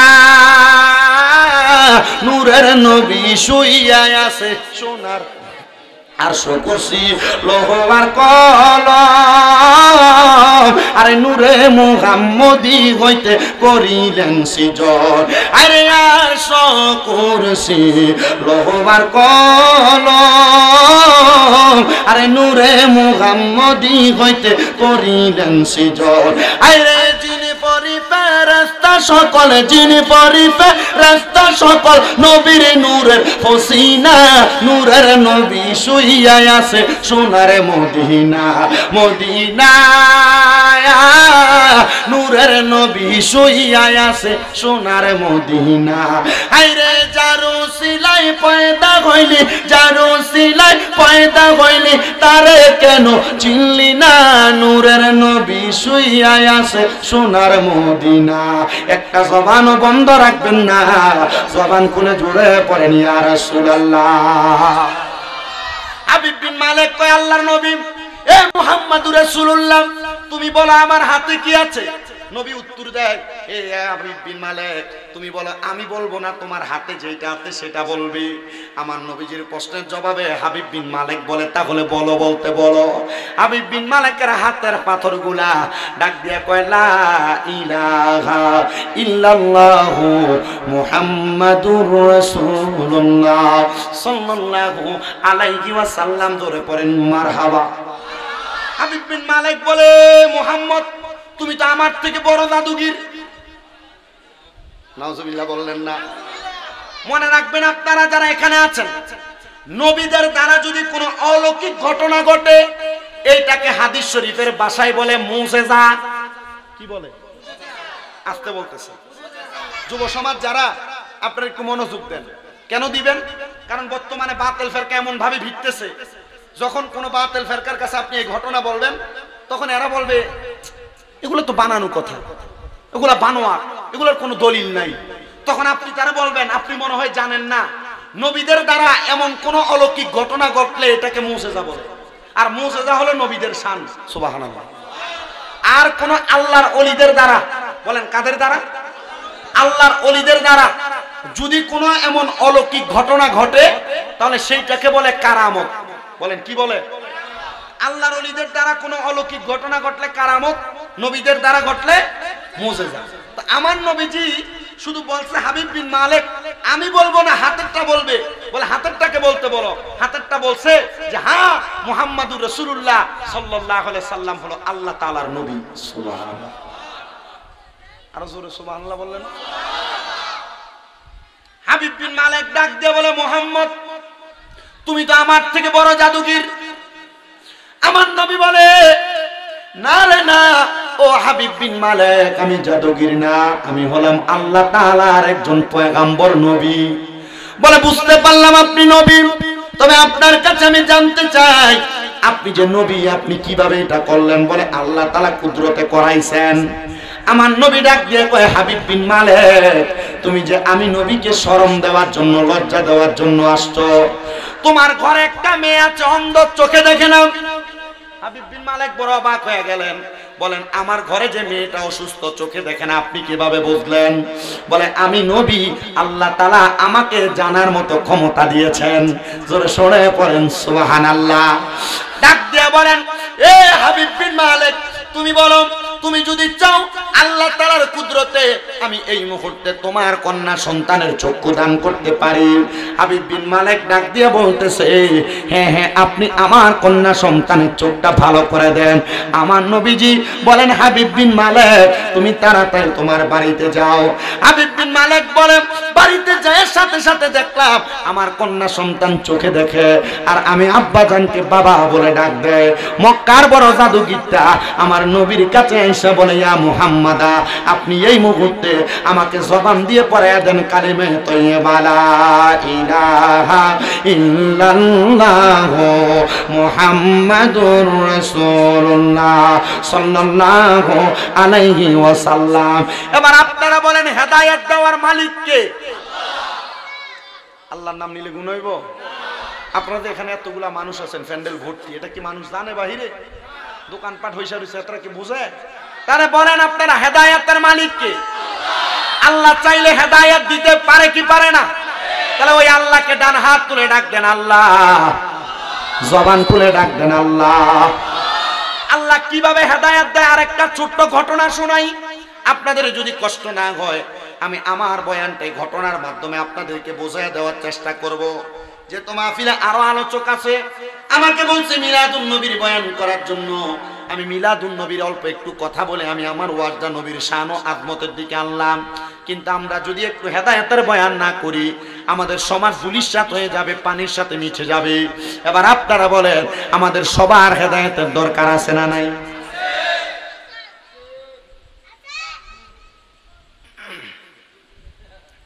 একটু মনোযোগ দিবেন, আল্লাহ কিভাবে হেদায়েত দেয়। হযরতে সুলতান মাহমুদ গজনবী রাহমাতুল্লাহ আলাইহি, গজনবের বড় বাদশাহ সুলতান মাহমুদ গজনবীর একটা স্বভাব ছিল, উনি সব সময় 5 ওয়াক্ত নামাজের পাশাপাশি তাহাজ্জুদ নামাজ পড়তেন। কি নামাজ? এই যে আজকের মাহফিলটা যেই গলিত হচ্ছে, হযরত মুহাম্মদ আলী তেগি বকশী, বকশিয়া দরবারের অত্যন্ত বড় একজন আশেক। আপনারা বলেন, ওনাদের জীবনে তাহাজ্জুদের নামাজ আছে না নাই? যে আজকের মাহফিলে আপনারা প্রধান অতিথি বানাইছেন ফকির কুতুব শাহ আশরাফিয়া দরবারের পীর সাহেব হুজুর। আপনারা বলেন, ফকির কুতুব শাহ আশরাফির জীবনে তাহাজ্জুদের নামাজ আছে না নাই? গৌসে মাঝবান্ডারের বায়াত যারা, তাদের জীবনে তাহাজ্জুদের নামাজ আছে না নাই? শাহিন শাহ আব্দুল্লাহ গাজীপুরী, কুমিল্লার বাদশা, কুমিল্লার শহর কুতুব, ওনার জীবনে তাহাজ্জুদের নামাজ আছে। শুধু তাই নয়, শাহপুর দরবার শরীফের যিনি ডক্টর আহমদ পেয়ারা বাগদাদি হুজুর কেবলার জীবনেও তাহাজ্জুদের নামাজ আছে। পানুয়া দরবারের খজনতে আবু আহমদ শাহ কেবলা কাবা, তাদের জীবনেও তাহাজ্জুদের নামাজ আছে। হযরত শাহজালাল ইয়ামিনী, শাহপরান জালালি, তাদের জীবনে তাহাজ্জুদের নামাজ আছে। শুধু তাই নয় রে মুসলমান, আপনারা যত আল্লাহর ওলি দেখতে পান, প্রত্যেক আল্লাহর ওলিদের জীবনে তাহাজ্জুদের নামাজ আছে। এক মাসে কাজম পিছে হুজুরকে প্রশ্ন করা হয়, হুজুর আপনি রাতে বেশিক্ষণ ঘুমান না, আপনি রাতের 3 ঘন্টা সময় মাত্র ঘুমান, এর বেশি ঘুমান না। হুজুর আপনি সারা রাত্র নামাজের মুসল্লার মধ্যে বসে বসে কি করেন? হুজুর বলে, অন্য কোনো কাজ নয়, আমার কাছে যে মানুষ হাতে হাত থেকে বায়াত গ্রহণ করে, আমি আমার মুরিদদের পক্ষ থেকে রাত্রবেলা নামাজের মুসল্লার মধ্যে বৈশা বৈশা আমার মুরিদদের হিসাবটা আমার আল্লাহর কাছে পরোয়ানা করি। ধরে বলেন সুবহানাল্লাহ। বড় বাদশা ছিলেন সুলতান মাহমুদ গজনবী। তিনি বলেন, ও জগতের মানুষ শোনো, আমি সুলতান মাহমুদ গজনবী তাহাজ্জুদের নামাজ পড়ার জন্য একদিন গভীর রজনীতে আমি বের হয়ে গেলাম আমার রাজপ্রাসাদের সামনে নালার মধ্যে, নদীর মধ্যে ওযু করার জন্য। সুলতান মাহমুদ গজনবী বলেন, আমি নদীর মধ্যে ওযু করতেছি, এমন টাইমে দেখলাম নদীর ওই পারে চারজন মানুষ দেখা যায়। ওই চারজন মানুষকে দেখা আমি সুলতান মাহমুদ গজনবী মনে মনে চিন্তা করতে লাগলাম, দেখ রে, আমি মনে এতদিন করতাম আমি মনে হয় একা একা তাহাজ্জুদের নামাজ পড়ি, আর কেউ পড়ে না। আর আমি তাকাইয়া দেখলাম আমার রাজ্যের ভিতরে চারজন ব্যক্তি তাহাজ্জুদের নামাজ পড়ে। আর ওই চারজন ব্যক্তি মনে মনে চিন্তা করেছে, আজকে আমরা সকল জায়গাতে চুরি করি, কিন্তু আজকে আমরা বড় একটা জায়গাতে চুরি করব। এটার অন্য কোনো জায়গা না, এটা হলো এই গজনব এলাকার বাদশা সুলতান মাহমুদ গজনবীর বাড়ি। এ চারজন চিন্তা করে, দেখ আমরা চারজন একসাথে আসছি চুরি করার জন্য, আর নদীর ওই পারে একটা বেড়া বসে আছে, মনে হয় সে একা একা আসছে, তার কত বড় সাহস। আসলে কি সুলতান মাহমুদ গজনবী চুরি করতে আসছে না তাহাজ্জুদের ওযু করতে? তাহাজ্জুদের। আপনারা মনে রাখবেন, সমাজের মধ্যে যেই ব্যক্তি যেমন তার চিন্তাধারা, কথা কয় না, যেই ব্যক্তি যেমন তার চিন্তাধারা।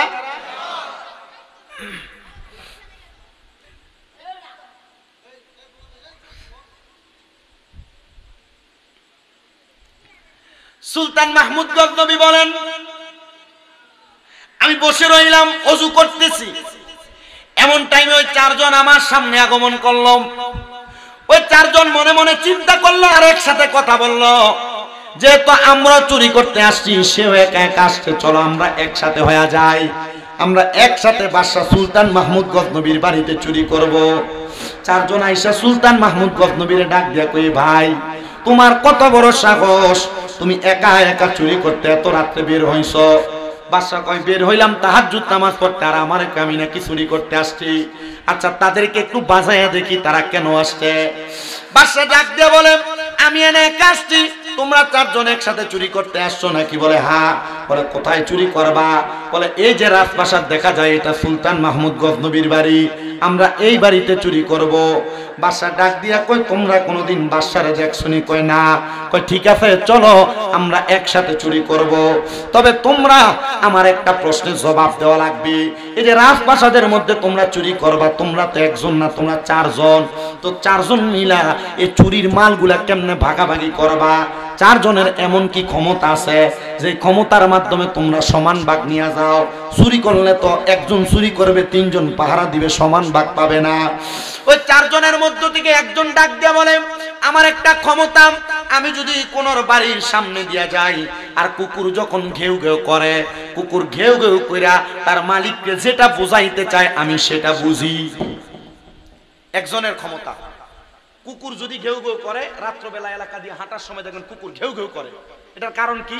কুকুর তার মালিককে সজাগ করে দেয়। কুকুর বান্দার মতো নাফরমান না, আমরা নাফরমান। আমরা কি, আমাদের মাঝে শুকরিয়া নাই, কিন্তু কুকুর এমন এক প্রাণী, কুকুর যদি এক ফোঁটা পানিও পান করে, কুকুর তার ঘেউ ঘেউ শব্দ দ্বারা আল্লাহ শুকরিয়া আদায় করে। মারহাবা নাই? আরো জোরে নাই মারহাবা? বাদশা সুলতান মাহমুদ গজনবী বলেন, এ দুনিয়ার মানুষ, আমি তাদেরকে জিজ্ঞাসা করলাম তোমাদের এমন কি ক্ষমতা যে ক্ষমতা দিয়ে তোমরা চুরি করো? একজন বললেন, আমার ক্ষমতা হলো আমি কুকুর যা বলে আমি বুঝতে পারি। আরেকজনকে প্রশ্ন করলাম, তোমার ক্ষমতা কি? বলে, আমি যখন কোন বাড়ির মধ্যে প্রবেশ করার জন্য তালা খোলা লাগে, আমি আমার চোখের ইশারা দিয়ে ওই তালাটা খুলে ফেলতে পারি। আরেকজনকে বললাম, তোমার ক্ষমতা কি? উনি বলেন, আমার ক্ষমতা হলো আমি যেই ঘরে চুরি করতে যাই, আমি নাকের ঘ্রাণ শুইঙ্গা বলতে পারি কোন জায়গায় কি আছে। তোমার ক্ষমতা কি? তিনি আমাকে ডাক দিয়ে বলেন, আমার ক্ষমতা হলো আমি যখন রাত্রবেলা কোনো মানুষকে দেখি, আমি দিন হইলে সেই মানুষকে দেখলে চিনতে পারি। বলে, ভালো কথা, তোমাদের এই ক্ষমতাগুলো বড় ভালো। তোমরা যদি তোমাদের সাথে আমাকে চুরি করতে নিয়ে যাও, তাহলে তোমরা বলো তোমরা আমাকে সমান ভাগ দিবে কিনা? ওই চারজন প্রশ্ন করে, হে ভাই, আপনাকে যে সমান ভাগ দিব আপনার এমন কি ক্ষমতা আছে? উনি বলেন আমি যদি ডান দিকে তাকাই তাহলে ফাঁসির আসামি বাইচা যায়, আর বাম দিকে তাকাইলে শত রকমের অন্যায় থাকলে অন্যায় মাফ হয়ে যায়। বলে আমাদের তো তোমাকেই দরকার, কারণ আমরা বাদশার বাড়িতে চুরি করতে যাব। যদি বাদশা আমাদেরকে কারাদণ্ড দেয়, তুমি বাম দিকে তাকাইলে আমাদের কারাদণ্ড মাফ হয়ে যাবে, আর যদি ডান দিকে তাকাও বাদশা আমাদেরকে ফাঁসি দিলে ফাঁসির আসামি মাফ পেয়ে যাব। চলো আমরা একসাথে বাদশার বাড়িতে চুরি করতে যাই। গজনবের বাদশার বাড়িতে চুরি করতে প্রবেশ করেছেন। এ বন্ধু, এই বাদশার বাড়িতে প্রবেশ কইরাম, পুরা বাড়ির মাল সামান গুলো একসাথে কইরা একটা পুটলি একটা গাট্টির মধ্যে পুরাইছে। আর এমন টাইমে চারদিকে আযান হয়ে গেছে, আসসালাতু খায়রুম মিনান নাওম। চারদিকে যখন আযান হয়ে গেছে, সুলতান মাহমুদ গজনবী তো তাদের সাথেই ছিলেন। উনি বলেন আমি আমার ওই রাজপ্রাসাদের চারদিকে আমি বন্ধ করে ফেললাম। আমি চিন্তা করলাম তাহাজ্জুদ নামাজ আজকে চোরের কারণে পড়তে পারি নাই, কিন্তু ফজরের নামাজ তো মিস করা যাবে না, এটা ফরজ নামাজ। এবার সুলতান মাহমুদ গজনবী তাদেরকে একটা ঘরের মধ্যে তালা মাইরা উনি একা একা ফজরের নামাজ আদায় করলেন। হযরতে সুলতান মাহমুদ গজনবী বলেন এবার সকালবেলা পুরা গজনব এলাকার মানুষগুলাকে ডাক দিলাম, এ মানুষ তোমরা কি জানতে চাও আমার এই গজনব এলাকার মধ্যে চারজন ডাকাত, চারজন চোর আসছে, তারা আমি বাদশা সুলতান মাহমুদ গজনবীর বাড়িতে চুরি করতে প্রবেশ করেছে। আসো আজকে আমরা পুরা সমাজের সামনে তাকে আমরা লজ্জিত করব। বাংলাদেশে কত চোর চুরি করে, বাংলাদেশে কত মাদক ব্যবসায়ীরা মাদকের ব্যবসা করে, বাংলাদেশে কত জায়গার মধ্যে আল্লাহর কোরআনকে অবমাননা করে, বাংলাদেশের কত জায়গার মধ্যে রাসূলকে নিয়ে কটূক্তি করে। যদি বাংলাদেশের সরকার এই কটূক্তি কর্নেওয়ালাদেরকে বাইতুল মুকাররম মসজিদের সামনে নিয়ে একবারে ফাঁসি দিয়ে দিত হাজার জনতার সামনে, তাহলে আর কোনো মানুষ বাংলাদেশে কোরআন অবমাননা করত না, আর কোনো মানুষ বাংলাদেশের রাসূল অবমাননা করত না, আর কোনো মানুষ বাংলাদেশে চুরি চামারি করত না, আর কোনো মানুষ বাংলাদেশে নেশাদ্রব্য পান করত না, ধর্ষণ করত না। কিন্তু বাংলাদেশে ইসলামী আইন কায়েম নাই বিদায় বাংলাদেশের জমিনের মধ্যে চুরি বেড়ে যাচ্ছে, অহরহ জিনা ব্যভিচার বেড়ে যাচ্ছে। বাংলাদেশের সমাজের মধ্যে এমন খারাপ বাজে বাজে কাজ, কোরআন অবমাননা, রাসূল অবমাননা চলতেছে। এবার আপনারা বলেন ও কুমিল্লা শহরের কাটাবিলের মানুষ, আমরা বাংলার সংসদের মধ্যে এমন একটা আইন চাই, অন্য কোনো আইন না। যদি কোনো মানুষ বাজে কাজ করে, মন্দ কাজ করে, আমরা প্রকাশ্যে তাদের শাস্তি কামনা করি, এটা আমরা চাই কি চাই না? আপনারা বলেন চাই কি চাই না? এই যে খুন খারাপিগুলো হচ্ছে, এগুলা হওয়ার অন্য কোনো কারণ না, এগুলা হওয়ার অন্য কোনো কারণ না। আপনি তাকে দেখেন কোন মানুষকে হত্যা করা হচ্ছে মাদকের ব্যবসার কারণে, কোন মানুষকে মারা হচ্ছে সুদের টাকা ঘুষের টাকার কারণে, কোন মানুষকে মারা হচ্ছে চাঁদাবাজির কারণে। আরে বাংলার সমাজের মধ্যে, বাংলার রাষ্ট্র ধর্মের মধ্যে, বাংলার সংসদের মধ্যে যদি কোরআন সুন্নাহ মোতাবেক আইন পরিচালনা হতো, তাহলে মানুষগুলাকে ফাঁসি দিয়া তাদেরকে সমাজের মানুষের কাছে পরিচিত করে দিলে, তাহলে আর কোনোদিন মানুষ এমন সন্ত্রাস রাহাজানি করত না। আল্লাহ তাআলা আমাদের সবাইকে এমন সন্ত্রাস রাহাজানি থেকে হেফাজত করেন, জোরে জোরে করেন আমিন। সুলতান মাহমুদ গজনবী বলে জগতের মানুষ আসো আসো আমরা চারজন চোরের বিচার করব। এবার গজনব এলাকার সব মানুষ সুলতান মাহমুদ গজনবীর সামনে, আর ওই চার চোরারে আইনা কাঠগড়ার মধ্যে দাঁড় করানো হয়েছে। সুলতান মাহমুদ গজনবী রাজ সিংহাসনের মধ্যে বসে বিচার করবে, কিন্তু কাঠগড়ার মধ্যে দাঁড়ায়া চার চোরার ভিতরে তিন চোরা কান্দে, আর একটা চোরা দাঁড়ায়া দাঁড়ায়া মুস্কি মুস্কি হাসে। সবাই বড় অবাক হয়ে গেল, এ মানুষ, এ চারজন চোর, তোমরা যে চুরি করেছো বাদশার বাড়িতে তোমাদের ফাঁসি হইতে পারে, কিন্তু তোমাদের মধ্যে তিনজন তোমরা কান্না করো, আর একজন কেমন জানি বেহায়া নির্লজ্জের মতো হাসতেছে। তোমার হাসার কারণটা তুমি বলবানি, কেন হাসো, কারণটা কি? সে কয় আমার একটা উপাধি আছে, আমার একটা ক্ষমতা আছে, আমি রাত্রবেলা যারে দেখি দিন হইলে আমি তারে চিনতে পাই। এই যে রাজপ্রাসাদের রাজ সিংহাসনের মধ্যে বসে আছে সুলতান মাহমুদ গজনবী গো, আপনি না গতকালকে আমাদের সাথে একসাথে রাস্তাতে রাজপ্রাসাদে চুরি করতে আসছে, আপনি কেমনে আমাদেরকে চুরির দায় দিয়ে আপনি আমাদেরকে ফাঁসিয়ে দিলেন? উনি বলেন আমি তোমাদেরকে পরীক্ষা করেছি, এ আল্লাহর বান্দারা, এখন তোমরা আমাকে আমার সব মানুষের কাছে লজ্জিত করে দিলা। ঠিক আছে, যাও, তোমরা যেমন চোর আমিও তোমাদের মতো এমন চোর, তবে তোমরা আমাকে বলো না তোমরা কেন চুরি করার জন্য আসছো। ওনারা ডাক দিয়ে কয়, এ গজনবের বাদশা সুলতান মাহমুদ গজনবী গো, আমরা এমনি এমনি আসি নাই, আজকে 2 সপ্তাহ হয়ে গেছে আমাদের বোখারা এলাকার মধ্যে কোনো খানা নাই, খানা নাই, কিন্তু বাইতুল মালের মধ্যে খানার কোনো অভাব নাই, কিন্তু বাইতুল মালে যে আমরা খাবার চাইছি আমাদেরকে খাবার দেয় নাই। ইসলামের প্রথম যুগে ইসলাম ধর্মের মধ্যে হযরত ওমর রাদিয়াল্লাহু তাআলা একটা আইন করেছে, কোন এলাকার মধ্যে যদি কোনো মানুষ ক্ষুধার্ত অবস্থায় থাকতে থাকতে মারা যায়, তাহলে ওই এলাকার কোন মানুষ যদি ক্ষুধার জ্বালায় চুরি করে, তাহলে ওই এলাকার বাদশার হাতটা ধরে তোমরা কাইটা দাও। বলে কারণ কি?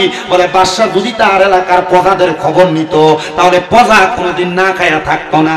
বাংলাদেশের সমাজে এমন অনেক মেম্বার চেয়ারম্যান আছে, এমন অনেক প্রতিনিধি আছে যারা মানুষের গম চুরি করে, ডাল চুরি করে, আপনারা বলেন পিসিবির মাল চুরি করে, এমন ছোট্ট সোনার বাংলাদেশে আছে না? না, গরিব মানুষ 10 টাকা কেজি চাল কিনা খাওয়ার জন্য আইন করে দেওয়া হয়েছে টিসিবির মাল, কিন্তু লক্ষ্য করে দেখা যায় সুন্দর প্যান্ট পরা টাইওয়ালা মানুষ যে টিসিবির মাল নেয়, গরিব মানুষকে 10 টাকার চাল দিতে যায়, ওই চালটা আর গরিব মানুষের কাছে 10 কেজি দেয় না, 5 কেজি দিয়া বুঝ দিয়া দেয়, আর 5 কেজি করে করে জমায়া বাহিরের এলাকার মধ্যে বস্তা সালাম দেয়। আপনারা বলেন এমন চোরও আছে না? না, ওরে বিচার হবে কর্ময় অনুসারে, কঠিন হাসরে বিচার হবে কর্ময় অনুসারে। সমাজের এমন ডাউল চোর, তেল চোর, চাউল চোর কম না বেশি? এদের টিসিবির মাল বেচা হয় না? আপনার কথা বলেন, এই যে টিসিবির মালামাল বিক্রি হইতেছে, 10 টাকা কেজি 10 কেজি চাউল একটা মানুষ পাবে, কিন্তু 10 টাকা কেজি চাউল মানুষকে 5 কেজি দিয়ে বুঝ দেয়, আর 5 কেজি করে আলাদা করে রাইখা বাহিরে বস্তা চালান দেয়। এমন চোর চোরটা আছে না?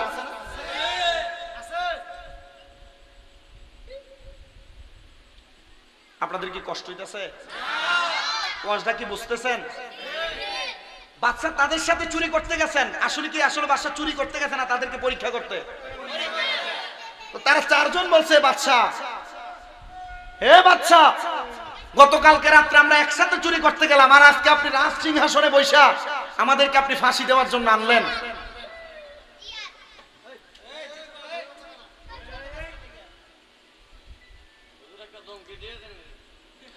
বাদশা সুলতান মাহমুদ গজনবী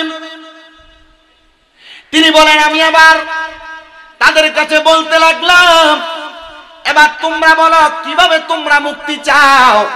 তারা ডাক দিয়া বলেন, অন্য কোন ভাবে আমরা মুক্তি চাই না। এ বাদশা, আপনি বলেছেন ডান দিকে তাকাইলে ফাঁসির আসামি মাফ হয়ে যায়, আপনি আমাদেরকে মাফ করেন। বাদশা বলে, যাও, আমি তোমাদেরকে মাফ করে দিলাম। তারা মাফ পেয়ে গেছে। ও বাদশা, আপনি তো আমাদেরকে মাফ করে দিলেন, আজকে রাত্রে আমরা চুরি করতে পারি নাই, আমরা যেই দিন চুরি করতে পারি ওই দিন আমরা খাবার আহার করতে পারি, কিন্তু আজকে যে আমরা চুরি করতে পারি নাই, তাহলে আপনি বলেন আমরা কি আহার করব, কি খাবো? বাদশা বলে, শোনো, তোমরা আর বোকারাতে ফিরে যাওয়া লাগবে না, আমি তোমাদেরকে আমার রাজপ্রাসাদের মধ্যে চাকরি দিলাম। কিসের চাকরি দিলেন? বাদশা বলেন, তোমরা 4 জন আমার রাজপ্রাসাদের প্রত্যেকটা রুম দৈনিক 2 বার করে পরিষ্কার করবা। কিসের চাকরি? রুম পরিষ্কার করা, রাজপ্রাসাদ পরিষ্কার করা। তারা ডাক দিয়া বলেন, বাদশা, আপনার প্রস্তাবে আমরা রাজি, কিন্তু আপনি আমাদেরকে যে বেতনটা দিবেন, এই বেতনটাকে শুধু আমাদেরকে দিবেন নাকি আমাদের পরিবারও আমরা চালাইতে পারবো? বলে, হে আমার দরবারের বর্তমান চাকরিজীবীরা, আমি বলে দিলাম তোমাদেরকে আমি এমন একটা অর্থ দিব যে অর্থের কারণে তোমরাও চলতে পারবা, তোমাদের পরিবারও চলতে পারবে। বলে, মেনে নিলাম আপনার কথা, এবার ওই চারজন ব্যক্তি চোর মানুষ ছিল, এখন কিন্তু রাজপ্রাসাদের কর্মচারী। চারজন পুরা রাজপ্রাসাদটাকে তাদের কাঁধ হাত দ্বারা তারা ধৌত করে পরিষ্কার করে। 7 দিন হয়ে গেছে। হযরত সুলতান মাহমুদ গজনবী বলেন, আমি আবার তাহাজ্জুদ নামাজ পড়তে দাঁড়াইলাম 7 দিনের মাথায়।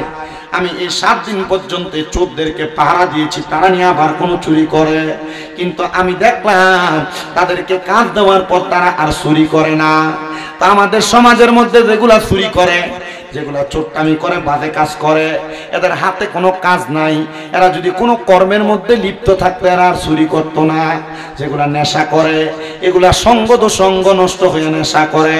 যদি এরা ভালো কোনো মানুষের সাথে ভালো কোনো চাকরি করতে এরা নেশা করতো না।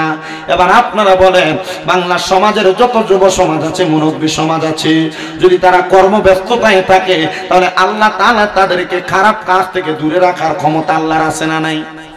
জোরে বলেন, ক্ষমতা আছে না নাই? দুনিয়ার মুসলমান ইমানদারেরা, এবার সুলতান মাহমুদ গজনবী বলেন, আমি আবার 7 দিন পর্যন্ত এই চারজন চোরারে পাহারা দেওয়ার পর আমি আমার রাজপ্রাসাদের মধ্যে আবার তাহাজ্জুদ নামাজ পড়তে দাঁড়ায় গেলাম। আমি যখন তাহাজ্জুদের নামাজ পড়ি, এমন টাইমে তাহাজ্জুদ নামাজ পড়ে আমি কান্না করতে করতে আমার নামাজের মুসল্লার মধ্যে আমি ঘুমায় গেলাম। কে যেন আমার গায়েবী ভাবে একটা আওয়াজ দিয়ে বলতেছে, এগো গজনবের বাচ্চা, ও সুলতান মাহমুদ গজনবী, আপনি আপনার এত বড় রাজপ্রাসাদের মধ্যে বড় বড় 4 জন আল্লাহর ওলিরে চাকর বানায় রাখছেন। এ বাদশা মনে রাখেন, এত বড় বড় 4 জন আল্লাহর ওলিরে যে আপনি চাকর বানায় রাখছেন, এটার জন্য আপনি আল্লাহর কাছে জবাব দেওয়া লাগবে। বাদশা আমার আল্লাহর কাছে মোরাকাবা করে করে কান্দে আর ডাক দিয়ে কয়, আল্লাহ, আমি তো 4 জন এমন কোন ব্যক্তিকে যারা আল্লাহর বন্ধু, যারা আল্লাহর খাস বান্দা, যারা আল্লাহর ওলি, আমি তো তাদেরকে চাকর বানিয়ে রাখি নাই। বলেন না গো, আমি আল্লাহ তাআলার বান্দা কাদেরকে আমি চাকর বানিয়ে রাখছি? গায়েবী ভাবে আওয়াজ দেয়, গো সুলতান মাহমুদ গজনবী, 7 দিন আগে আপনি যাদেরকে চোর বইলা বইলা সাব্যস্ত করেছে, এরা আপনার বাড়িতে চাকর হইয়া রাজপ্রাসাদকে পরিষ্কার করতেছে। আমার আল্লাহ তাআলার কাছে এরা এখন চোর না গো, চোর না, এরা আমার আল্লাহ তাআলার বন্ধু হয়ে গেছে।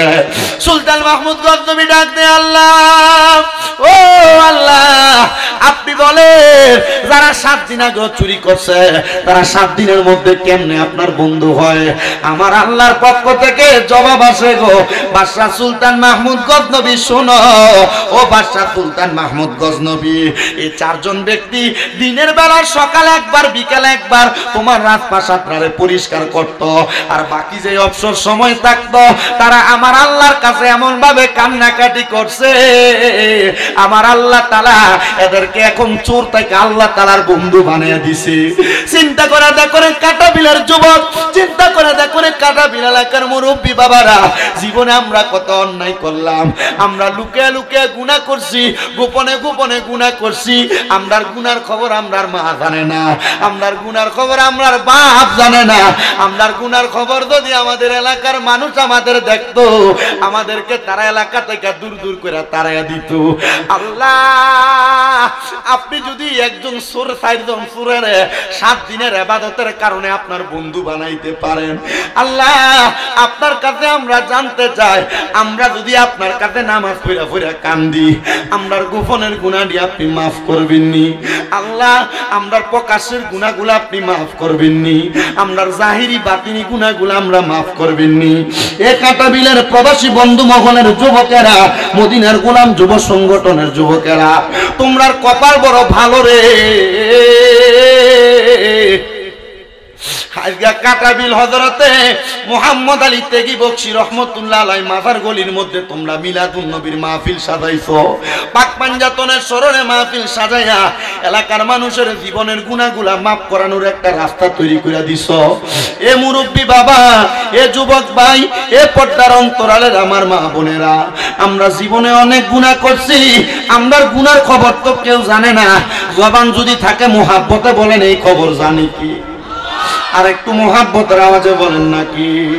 ওরে তুমি তো মালিকুল Kadir,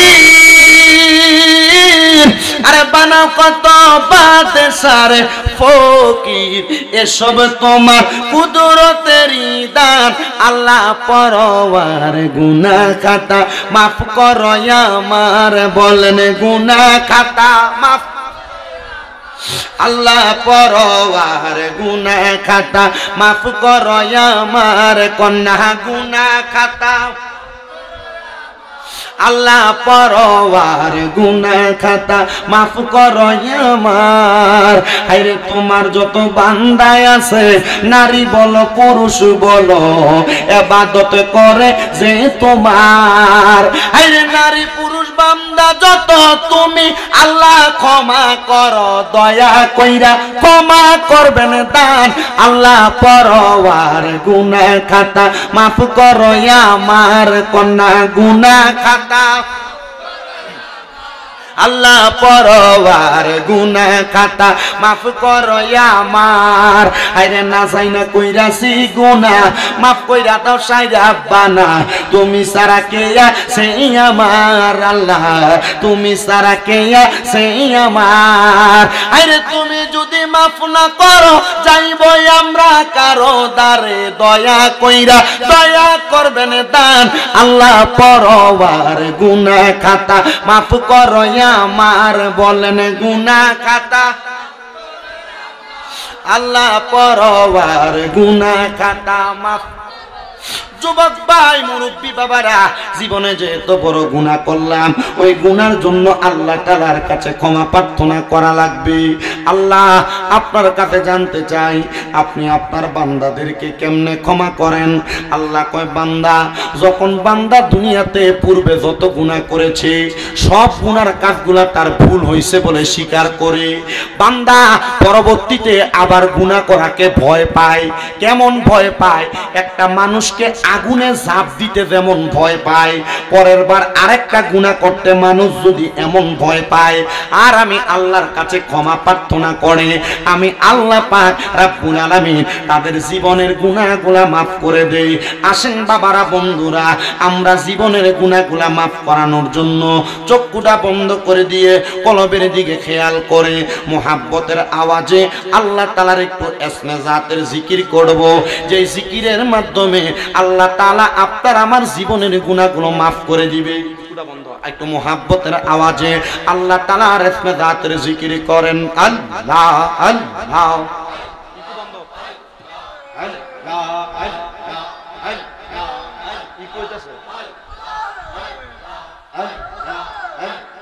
Allah Allah Allah Allah ay boro pir Abdul Kader auliyar shiromoni marhaba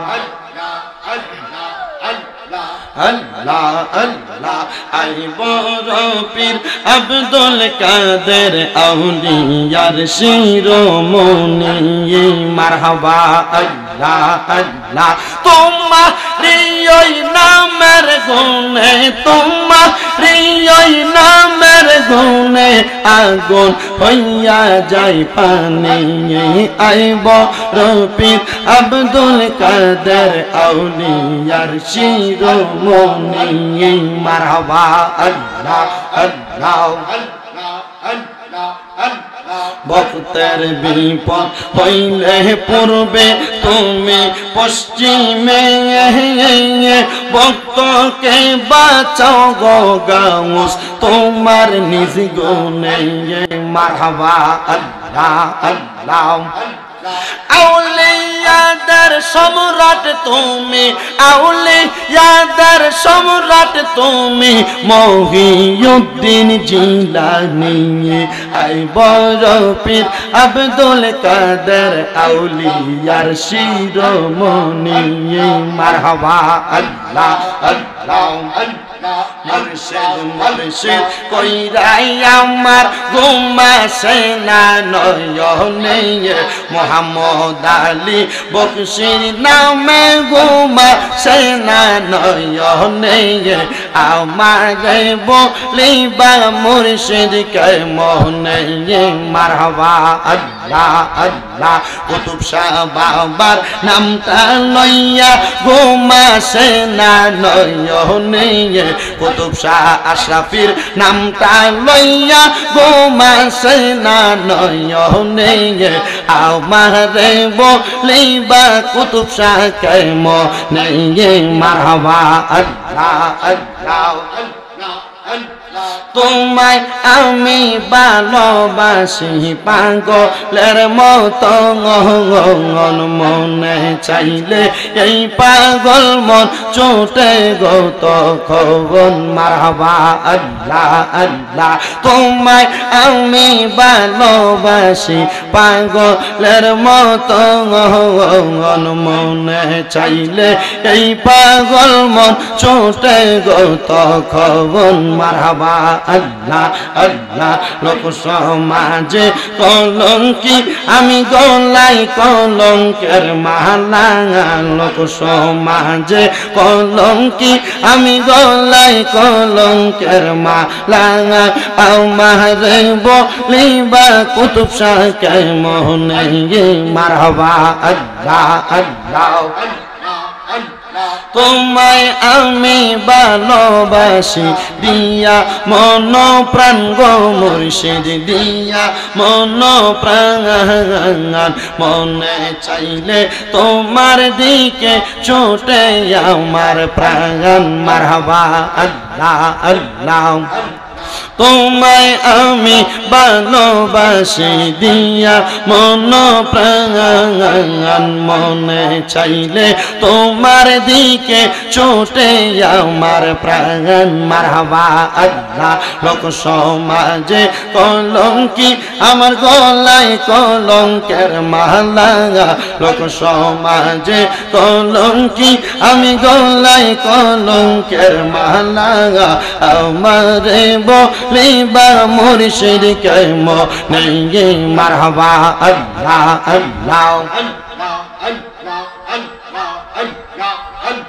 তোমরা আমায় কি বোঝাইবা অন্তর পইরা কালা আমি জানি গো গাজীপুরের নামে আছে কত জালা মারহাবা আল্লাহ আল্লাহ আমি জানি গো মুর্শিদ নামে আছে কত জালা মারহাবা আল্লাহ এই জগতে প্রেম করিয়াও কয়জন আছে ভালা হাই গো কয়জন আছে ভালা মারহাবা উপর উপর দেখতে ভালা ভিতর পইরা কালা আরে উপর উপর দেখতে ভালা ভিতর পইরা কালা আমি জানি গো মুর্শিদ নামে আছে কত জালা মারহাবা আমি বুঝি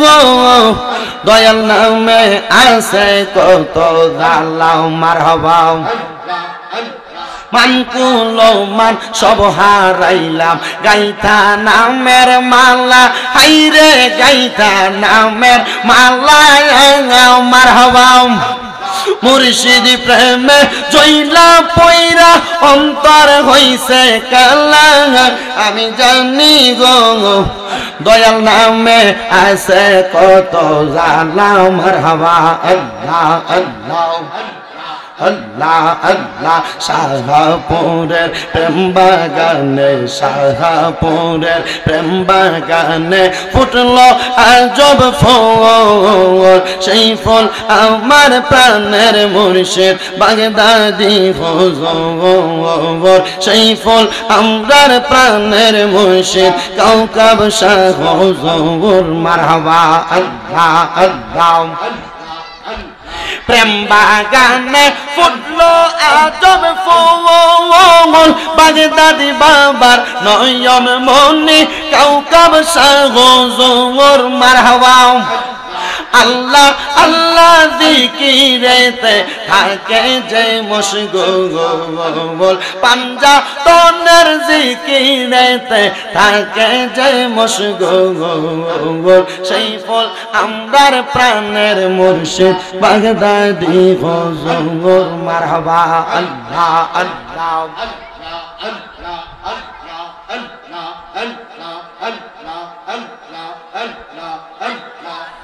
লা ইলাহা ইল্লাল্লাহু মুহাম্মাদুর রাসূলুল্লাহ সাল্লাল্লাহু আলাইহি ওয়াসাল্লাম। জবান বন্ধ নাই, মুহাব্বতের আওয়াজে পড়েন আলহামদুলিল্লাহ। জিকির করলাম কার? শুধু আল্লাহর না, আল্লাহর জিকিরের সাথে আউলিয়া কেরামের নামও বলেছি। এখন অনেকে আপনারা প্রশ্ন করবেন, এ শামীম রাজা, তোমরা যে আল্লাহর জিকিরের সাথে মুর্শিদের জিকির করো, এটার কারণটা কি? আল্লাহর জিকিরের সাথে তো মুর্শিদের জিকির চলে না। না না না, আমার আল্লাহর নবী রাহমাতুল লিল আলামিন নবী হাদিসে মুবারাকার মধ্যে বলে, জিক্রুল আম্বিয়া মিনাল ইবাদাতি ওয়া জিক্রুস সলিহিনা কাফারা। নবীদের নামের জিকির করলে ইবাদত হয়, মানে নবীর নামের দুরূদ পড়লে জিকির করলে ইবাদত হয়। আর আউলিয়া কেরামের নাম, পীর মুর্শিদের নামের জিকির করলে গুনাহ মাফ হয়। মারহাবা বলবেন না? আউলিয়া কেরামের নাম, পীর মুর্শিদের নাম জপন করলে জীবনের গুনাহ মাফ হয়। এজন্য আমরা যারা সুন্নি, আমরা যারা আহলে সুন্নাত ওয়াল জামাত, আমরা সবাই আমাদের জবান দিয়ে আল্লাহর জিকিরও করি, আমরা নবীর জিকিরও করি, আমরা আউলিয়া কেরামের জিকিরও করি। এবার আপনারা বলেন, আউলিয়া কেরামের জিকির আমাদের সবাইকে করার দরকার আছে না নাই? আমি আমার এলাকার মুরব্বী সমাজের কাছে বলবো, আপনাদের যাদের সন্তান সন্ততি আছে, আপনাদের যাদের নাতি নাতকুর আছে, আপনার পরিবারের মধ্যে ছোট ছোট বাচ্চা যারা আছে গো, আপনারা তাদেরকে আউলিয়া কেরামের দরবারে নিয়ে যাবেন। প্রতি বৃহস্পতিবারে আপনি যেই দরবারের বায়াত, ওই দরবারের মাহফিলে নিয়ে যাবেন। প্রতি মাসে মাসে আপনার দরবারে যে মাহফিল হয়, সেই মাহফিলে নিয়ে যাবেন। আপনি যদি সম্ভব হয়, আপনি সদা সর্বদা গাউসে পাক আব্দুল কাদের জিলানীর 11 শরীফের মাহফিলটা করবেন। যদি আপনার সম্ভব হয়, আপনারা দুনিয়ার জমিনের মধ্যে থাকা অবস্থায় আপনারা হযরত শাহ আব্দুল্লাহ গাজীপুরের মাজারে প্রত্যেক বৃহস্পতিবারে আপনার সন্তান নিয়ে যাবেন। বলে হুজুর কেন গো? এটার কারণ হইল, যদি আপনি আপনার সন্তানদেরকে, আপনার নাতিদেরকে ছোট ছোট আপনি চিনাইতে পারেন, আপনার লাভ কিন্তু একটা হবে না, আপনার দুনিয়াতেও লাভ হবে, আখিরাতেও লাভ হবে। কারণ ওই সন্তান যখন আপনার মরণের পরে গাজীপুরের মাজারে যাবে, ওই সন্তান যখন মুহাম্মদ আলী বকশির মাজারে যাবে, ওই সন্তান যখন কুতুব শাহ আশরাফিয়া দরবারে যাবে, শাহজালাল শাহ পরানের মাজারে যাবে, ওই সময় সন্তানটা মুনাজাতের মধ্যে হাতটা বাড়ায়া আপনার জন্য রব্বির হামহুমা কামা রব্বায়ানি সগীরা বলে দোয়া করবে। মুসলমান, এই জন্য আপনাদের সবার কাছে করজোরে আবদার, আপনারা আপনাদের ছোট ছোট বাচ্চাদেরকে আউলিয়া কেরামের দরবার চিনাইবেন। কেউ যদি আপনারা বলেন পীরের দরবারে যাওয়া বেদাত, পীরের দরবারে যাওয়া শিরিক, ওলিদের মাজারে যাওয়া বেদাত, ওলিদের মাজারে যাওয়া শিরিক, এরারে বলবা তুমি আমার যত শিরিক বেদাতের কথা বলো না কেন, আমি এটা মানব না। কারণ হইল আউলিয়া কেরামের কারণে আমরা বাংলাদেশের মুসলমান যারা দাবি করি, আমরার বাপ দাদা 14 কুষ্টিরা পরনের মধ্যে দুতি থাকতো, দুতি। আর পীর মাশায়েখ বাংলাদেশে আগমন কইরা আমরার পরম থেকে দুতি কইলা লুঙ্গি পরাইছে। এই জন্য আমরা আউলিয়া কেরামের দরবারে যাই।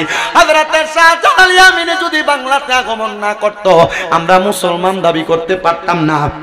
হযরতে শাহ মাকদুম যদি বাংলাতে আগমন না করত, আমরা মুসলমান দাবি করতে পারতাম না। এই বড় বড় আল্লাহর ওলিদের কারণে আমরা মুসলমান দাবি করি। ওই সিলেটের জমিনে যখন হযরতে শাহজালাল ইয়ামিনী আগমন করছে গো, ওই আগমনের সময় সিলেটের বিধর্মীরা বাদশা গোবিন্দ আল্লাহর ওলিদেরকে কষ্ট দিছে, তীর মারছে, পাথর মারছে রে। ওই পাথরের আঘাত খায়া আল্লাহর ওলিরা ইসলাম ধর্ম ত্যাগ করে নাই। জোরে শুনে পড়েন আল্লাহু আকবার। শাহজালাল ভাই পড়ে একটু মুহাব্বতের আওয়াজে দুরূদ শরীফ পড়েন, আল্লাহুম্মা সাল্লি।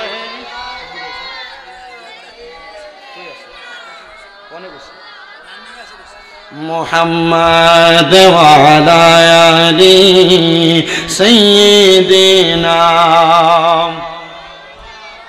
ওলিদের ওলি যিনি গাউসুল আজম জিলানী ওলিদের ওলি যিনি গাউসুল আজম জিলানী বাগদাদে জন্ম কুতুবে রাব্বানী বলেন বাগদাদে জন্ম কুতুবে রাব্বানী বলেন ওলিদের ওলি যিনি গাউসুল আজম জিলানী ওলিদের ওলি যিনি গাউসুল আজম জিলানী বাগদাদে জন্ম কুতুবে রাব্বানী বলেন বাগদাদে জন্ম কুতুবে বংশ তোমার হাসান হুসাইনি তুমি হইলা মা ফাতেমার নয়নের মনি বলেন বংশ তোমার হাসান হুসাইনি তুমি গাউসে মা ফাতেমার নয়নের মনি দয়ার নজর দাও গো আমায় ও গো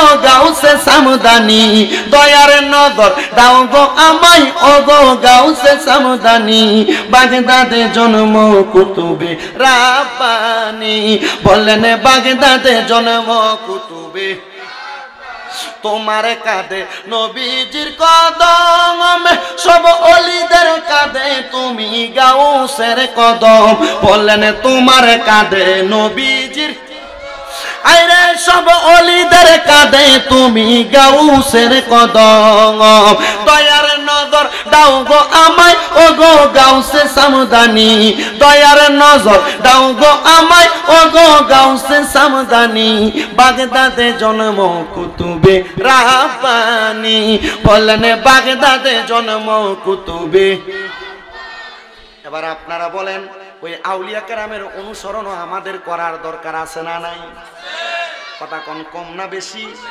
শুধু নিজে করবেন না নিজের সন্তানদেরকে শিখাইবেন শুধু সন্তানদেরকে শিখাবেন না এলাকার মধ্যে বাড়ির মধ্যে ছোট ছোট বাচ্চা থাকলে এদেরকেও আউলিয়া কেরামের দরবারে নিয়ে যাবেন তো যেই কথা বলতেছিলাম আউলিয়া কেরামের নুরানি নেক নজর নুরানি সোহবত আমাদের সিনার মধ্যে লাগলে আমাদের সিনাটাও পরিবর্তন হয়ে যায় মারহাবা বলবেন না আর মুহাব্বতের আওয়াজে বলেন না মারহাবা এ মুসলমান ইমানদার হযরতে শাহজালাল ইয়ামিনী যখন বাংলাতে আগমন করেছেন ওই সময় বাদশাহ গোবিন্দ ওনাদেরকে বড় প্রহার করেছে শুধু প্রহার করে নাই রে বাবা হযরতে শাহজালাল ইয়ামিনী যখন ওই সুরমা নদীর একটা পারের মধ্যে ছিল গোবিন্দ বাদশাহ নদীর ওই পারে বড় বড় পাথর দিয়া নদীর একটা পার বন্ধ করে রাখছে শাহজালাল ইয়ামিনী বলে জগতের মানুষ আমরা যেন নদী না পার হইতে পারি তারা আমাদের সামনে থেকে সকল প্রকার নদী পারাপার রাস্তা বন্ধ করে দিছে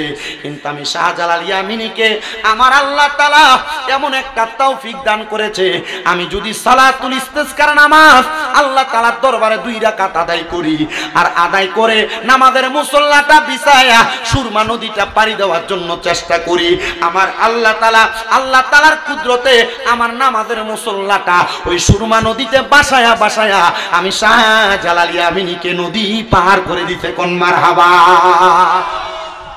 ইসলামের দাওয়াত দেয় গোবিন্দ বাদশাহ রাজপ্রাসাদের একবার উপর থেকে বড় বড় পাথর নিক্ষেপ করতেছে আল্লাহর ওলিদের দিকে শুধু পাথর নিক্ষেপ করে নাই তীর নিক্ষেপ করেছে আল্লাহর ওলিদের দিকে হযরতে শাহজালাল ইয়ামিনী বলছে আমার মজলিসে এমন কোন মানুষ আছো যার 40 দিন পর্যন্ত আসরের নামাজের সুন্নত কাজা হয় নাই কেন বলে তুমি আযান দাও একজন জবাব দেয় না এমন টাইমে একজন আল্লাহর বান্দা জবাব দিয়েছেন যার নাম হযরতে নাসিরউদ্দিন সিফা সাহেব যিনি হবিগঞ্জের চুনারু ঘাটে শুয়ে আছেন জিনার মাজার পশ্চিম দিকে মাথা আর পূর্ব দিকে পাও হবির পুকুর পাড়ের কবরস্থানে এমন কোন কবর আছে যেটার মাথা পশ্চিম দিকে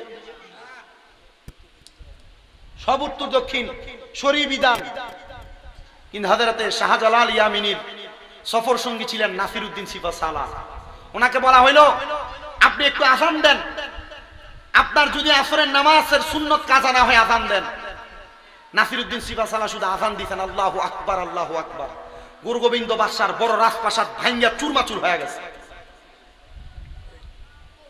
অবাক হয়ে গেছে আরে মুসলমানের আল্লাহু আকবারের একটা আযানের ধ্বনিতে যদি রাজপ্রাসাদ ভেঙে যায় আপনারা বলেন আমরা যদি আল্লাহু আকবারের ধ্বনি দিয়ে বাংলাদেশের যে জায়গায় মাজারগুলো ভাঙা হচ্ছে আমরা যদি প্রতিবাদ করি, এই মাজার যারা ভাঙে এদেরকে লুণ্ঠন করা সম্ভব কি সম্ভব না?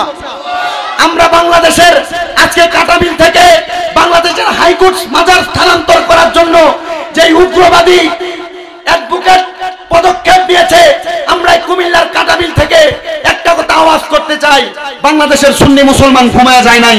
তাকবীরের আওয়াজে আপনাদেরকে লুণ্ঠন করে দেওয়া আমাদের জন্য সামান্য সময়ের ব্যাপার।